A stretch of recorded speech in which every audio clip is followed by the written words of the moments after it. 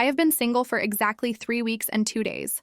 My ex-girlfriend Maya broke up with me because she said I was emotionally unavailable.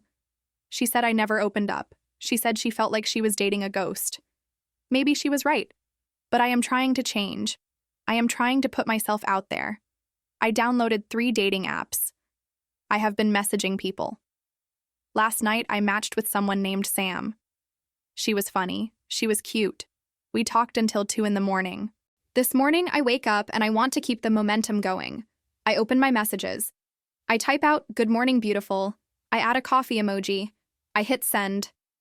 3 seconds later, my phone buzzes. The response says, "I think you have the wrong number." My stomach drops. I look at the name at the top of the screen. It does not say Sam. It says Ember. Ember. As in Ember Chen. As in my ex-girlfriend's older sister. I sit up so fast I almost fall out of bed. I scroll up through the chat. The last message is from 2 months ago. It was a polite text asking if I had left a sweater at Maya's place. I had responded with a simple, "Yes, thank you." That was it. That was our entire text history. And now I have just sent her a "good morning, beautiful" text with a coffee emoji. I type back, "Oh my God, I am so sorry. That was meant for someone else. Please ignore." 3 dots appear immediately. They disappear. They appear again. Finally, her response comes through. It says, "No worries. Happens to everyone. Hope Sam appreciates the effort." I stare at the screen. She knows about Sam, which means she looked at my previous messages, which means she scrolled up just like I did. I do not know what to say. So I send a thumbs up emoji. The universally accepted symbol of I am dying inside but trying to play it cool. I throw my phone across the bed. I put a pillow over my face. I scream into it. This is a nightmare. This is my own personal hell. I just flirted with my ex's sister. The universe hates me. My phone buzzes again. I grab it. Another message from Ember. It says, "For what it is worth, you should probably double-check the name before sending messages like that. But also good luck with Sam." I do not respond. I cannot respond. I just lie there, staring at the ceiling, wondering if I can change my identity and move to another country. I do not hear from Ember again. I also do not hear from Sam because I am too mortified to continue that conversation. I spend the next week avoiding my phone like it is radioactive. Maya and I are not in contact. We agreed to a clean break. No checking in, no closure conversations, just move on. So there is no reason for me to see Ember. We only ever interacted because of Maya. Now that is over. We can both pretend this never happened. Or so I think. 7 days after the text incident, I get a call from an unknown number. I answer it. A cheerful voice says, "Hi, Freya. This is Linda, Maya and Ember's mom." I freeze. I say, "Hi, Linda. How are you?" She says, "I am great. Listen, I know you and Maya are taking some space, but I am hosting a family dinner on Saturday, and I already bought the salmon thinking you would be there. You love salmon. I cannot let it go to waste. Will you come?" I say, "Linda, I do not think that is a good idea. Maya and I are not together anymore." She says, "I know, sweetheart. Maya told me. But you were part of this family for 2 years. One breakup does not erase that. Plus, I miss you. Please come, just for dinner. If it is weird you can leave early, I should say no. I should absolutely say no. But Linda was always kind to me, and I do love salmon. I say, okay, I will come. But if Maya is uncomfortable, I will leave." She says Maya will be fine. She is an adult. See you at 6. She hangs up before I can change my mind.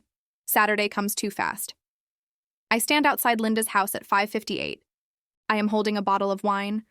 I am sweating through my shirt, even though it is cold outside. I ring the doorbell. Linda answers. She pulls me into a hug. She says, "I am so glad you came." I walk inside. The house smells like garlic and rosemary. I hear voices in the dining room. I follow Linda. My heart is pounding. Maya is sitting at the table. She sees me. Her face goes blank. She says, "Mom, what is Freya doing here?" Linda says I invited her. We are having a nice family dinner. Everyone be civil. Maya looks like she wants to argue, but she does not. She just looks down at her plate. Then I see Ember. She is sitting across from Maya. She is wearing a gray sweater. Her hair is pulled back. She looks up when I walk in. Our eyes meet. For a second, neither of us moves. She says, "Hi, Freya." I say, "Hi, Ember." Linda gestures to the empty seat next to Ember. She says, "Sit, sit. Dinner is almost ready." I sit down. I am acutely aware of how close Ember is. Our elbows are almost touching. I can smell her perfume. Something clean and subtle. Cedar, maybe. Dinner is torture. Linda asks me about work. I talk about photography. Maya does not look at me. Ember is quiet. She pushes food around her plate.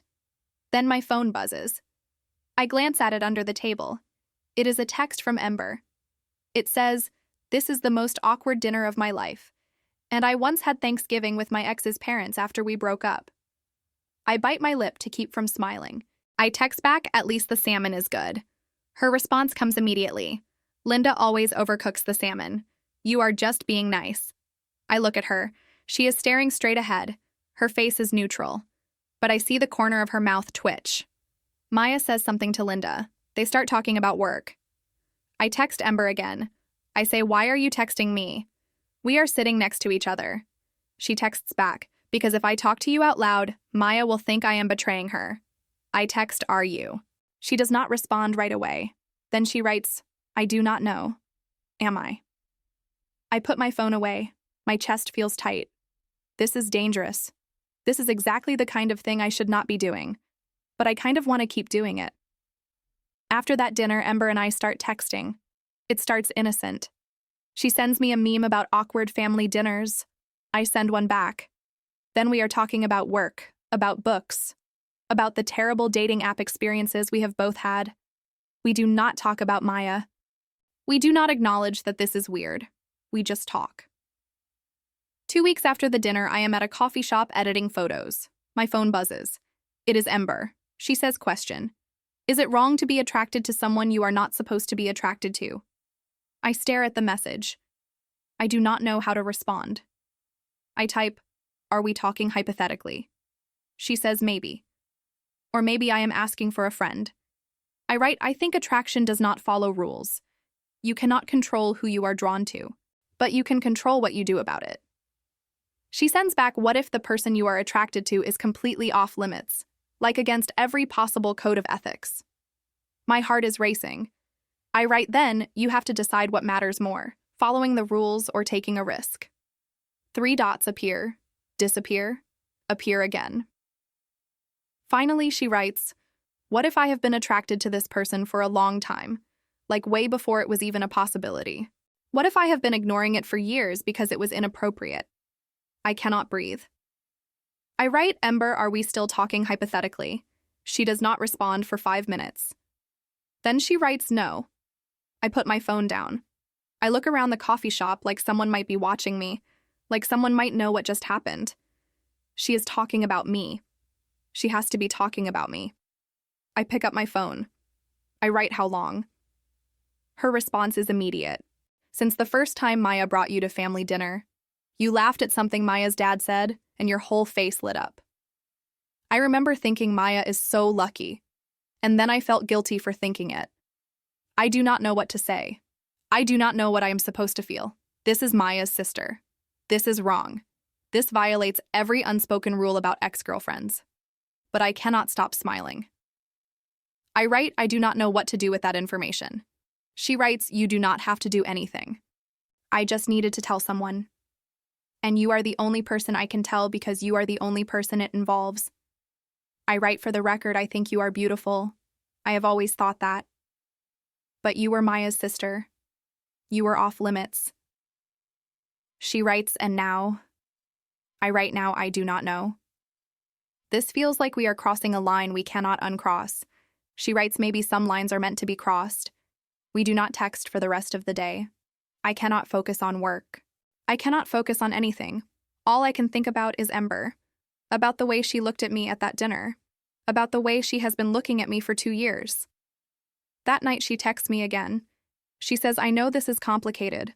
I know this is messy. But I would like to see you. Not at a family dinner. Not by accident. I want to see you on purpose. I should say no. I should protect myself and her and Maya. But I do not. I write, okay. When? We meet at a park. It is neutral. It is public. It is safe. Ember is already there when I arrive. She is sitting on a bench. She stands when she sees me. She says, "Hi." I say hi. We start walking. We do not touch. We keep a careful distance between us. We talk about nothing. The weather, work, a new restaurant that opened downtown. Then Ember stops walking. She turns to face me. She says, "I need to say something, and I need you to let me finish before you respond." I nod. She says, "I have spent 2 years watching my sister date you. I have spent 2 years pretending I did not notice the way you tuck your hair behind your ear when you are nervous. Pretending I did not notice the way you light up when you talk about photography. Pretending I did not wish I was the one holding your hand." She says, "When Maya told me you broke up, I felt guilty for being relieved. I felt like a terrible sister, but I also felt like maybe finally I could stop pretending. Maybe finally I could tell you that I see you. That I have always seen you." She says, "I know this is wrong. I know people will judge us. I know Maya will be hurt. But I do not care anymore. I am tired of doing the right thing if the right thing means I do not get to be happy." She says, "So I am asking you, is there any part of you that feels the same way? Or am I alone in this?" I stare at her. My heart is pounding so hard I think she can probably hear it. I say, "You are not alone. I have been trying not to think about you since that text. I have been trying to convince myself this is just a rebound or a mistake or anything other than what it actually is. But the truth is, I like you, Ember. I like you in a way I never let myself admit when you were just my girlfriend's sister." She steps closer. She says, "So what do we do?" I say, "I do not know. I do not want to hurt Maya, but I also do not want to pretend this is not happening." She says Maya and I are not close right now anyway. She has been distant since the breakup. I think she blames me for not taking her side enough. Maybe she already knows on some level. I say, or maybe we are justifying something we know is wrong. She says maybe. But maybe it is not wrong. Maybe two people finding each other is never wrong even if the timing is messy. She reaches out. She takes my hand. It is the first time we have touched on purpose. Her hand is warm. Her fingers lace through mine perfectly. She says, "I am going to kiss you now. If you do not want me to, you need to tell me." I do not tell her to stop. She leans in. She kisses me. It is soft. It is tentative. It is nothing like kissing Maya. It is better. When we pull apart, she says, "I have wanted to do that for so long." I say, "Me too. I just did not know it until right now." We stand there holding hands. We are both smiling. We are both terrified. We both know everything just changed. We keep it secret for 3 weeks. We text constantly.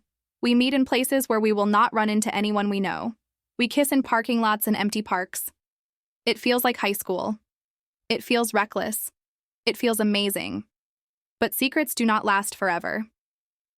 Ember is texting me one night. She is in her apartment. I am in mine. She writes, "I wish you were here. I wish I could fall asleep next to you. I write soon. We will figure out how to tell people soon." She starts typing a response, but she does not send it to me. She sends it to Maya. The message says, "I know you are going to hate me, but I am falling in love with Freya and I cannot keep pretending I am not." She realizes her mistake immediately. She texts me in a panic. She says, "Oh my God. Oh my God, I just sent that to Maya. What do I do?" I call her. She answers. She is crying. She says it was an accident. I swear it was an accident. I was texting both of you and I got confused. I say it is okay. It is okay. Maybe this is how it was supposed to come out. She says Maya is calling me. What do I say? I say tell her the truth. We were going to have to eventually. She hangs up. I sit on my couch. I wait. My phone buzzes 20 minutes later. It is Maya. The message says, "I cannot believe you. I cannot believe either of you. You were together for 2 years, and the second we break up, you go after my sister. Were you waiting for this? Were you planning this the whole time?" I call her. She does not answer. I text back Maya. It was not like that. It just happened. I did not plan this. Neither did Ember. She writes, "You are a liar. You are both liars. I do not ever want to see you again. And you can tell Ember the same." I try calling again. She blocks my number. I call Ember. She is still crying. She says Maya said terrible things. She said I chose you over her. She said I am dead to her. I say I am so sorry. This is my fault. She says no, it is not. It is both of ours. Or maybe it is no one's fault. Maybe this is just what happened. She says, "Do you regret it? Do you regret us?" I say no. "Do you?" She says no. But I wish it did not hurt her so much. We talk until 3 in the morning. We talk about what happens next. We talk about how we move forward. We do not have answers. We just have each other. The next 2 months are hard. Maya tells their entire family. Half of them take her side. Half of them try to stay neutral. Linda calls me crying. She says I do not know what to do. I love both my daughters. I love you. I do not want to choose. I say you do not have to choose Linda. Just give Maya time. Ember loses friends. People in the queer community call her out online. They say she violated girl code. They say she is a bad sister. She deletes her social media. She stops going to places where she might run into people who know Maya. I lose work. A client cancels because she is friends with Maya. Another one ghosts me. My business takes a hit. But I keep going.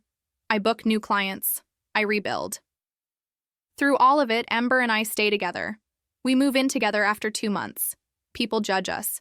People talk. We stop caring. 6 months after the text, Maya finally responds to one of Ember's messages. She says, "I am not ready to forgive you, but I am tired of being angry. Can we meet?" They meet at a coffee shop. Maya does not invite me. Ember tells me about it later. She says Maya cried. She said she felt betrayed. She said it still hurts. But she also said she wants her sister back eventually. She just needs more time. Ember cried too. She said she never wanted to hurt Maya. She said she never planned for this. She said she is sorry, but she is not sorry enough to give me up. Maya said that is the problem. You chose her over me. Ember said no. I chose myself. I chose my own happiness. That is not the same thing. Maya did not have a response to that. She left. But she texted Ember later. She said maybe one day I will understand, but not today. It is not a happy ending. It is not a neat resolution. But it is real. It is messy. It is honest. Ember and I are still together. We are building a life. We adopted a cat. We host dinners with the friends who stayed. We take photos and design buildings, and we are happy. Maya has not fully forgiven us. Maybe she never will. But she is speaking to Ember again. Small conversations. Slow progress. It is something. Sometimes love does not follow the rules. Sometimes it shows up in the wrong text message at the wrong time with the wrong person. Sometimes it is complicated and painful, and it costs you relationships you thought were permanent. But sometimes it is also worth it. Sometimes the person you are not supposed to want is exactly the person you need. Sometimes breaking the rules is the only way to be honest. If you have ever fallen for someone you were not supposed to fall for, let me know in the comments. And if you made it this far, please hit that like button and subscribe. I will see you in the next one.